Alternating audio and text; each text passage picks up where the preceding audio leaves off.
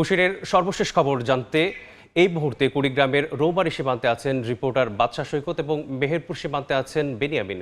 সরাসরি প্রথমে যাচ্ছি সৈকতের কাছে। সৈকত, আমি এই মুহূর্তে রয়েছি কুড়িগ্রামের রৌমারী উপজেলার গয়টাপাড়া সীমান্তে। এখানে এই মুহূর্তে কিন্তু বৃষ্টি হচ্ছে। আমি যদি দেখাই, আমার ঠিক পেছনে যে একটি প্লাস্টিকের তাঁবু রয়েছে এবং এই তাঁবুকে ঘিরে দুই দিকে কিন্তু সীমান্ত রক্ষী বাহিনী বাংলাদেশের বিজিবি এবং বিএসএফ রয়েছে। এই তাঁবুর মধ্যে কিন্তু এই পুশিন চেষ্টার শিকার দুই যুবককে রাখা হয়েছে এবং এই দুইজন যুবক কিন্তু এখানে প্রায় 6 দিন ধরে অবস্থান করছেন এরকম ঝড় বৃষ্টির মাঝে।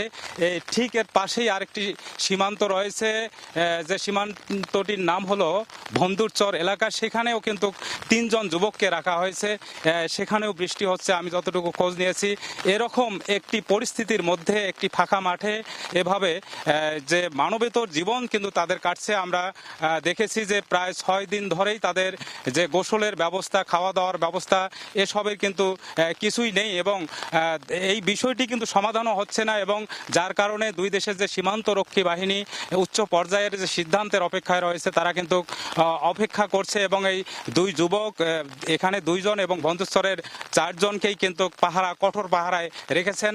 অর্থাৎ এই পুশিনের শিকার যে 5 জন যুবক রয়েছে কুড়িগ্রামের রৌমারী উপজেলায়, তারা কিন্তু কোনো দেশের অভ্যন্তরে যেতে পারছে না এবং তাদেরকে পাহারায় রাখা হয়েছে এবং তারা মানবতর জীবন যাপন করছে। এরকম পরিস্থিতিতে রোদ এবং বৃষ্টির মধ্যেই কিন্তু তারা জীবন যাপন করছে। এই মুহূর্তে এই ছিল কুড়িগ্রামের গয়টাপাড়া এবং বন্ধুস্তর সীমান্তের সর্বশেষ। এই মুহূর্তে আমরা যাব মেহেরপুরে, সেখানে রয়েছেন আমাদের সহকর্মী বেনিয়ামিন, সেখানকার পরিস্থিতি জানতে।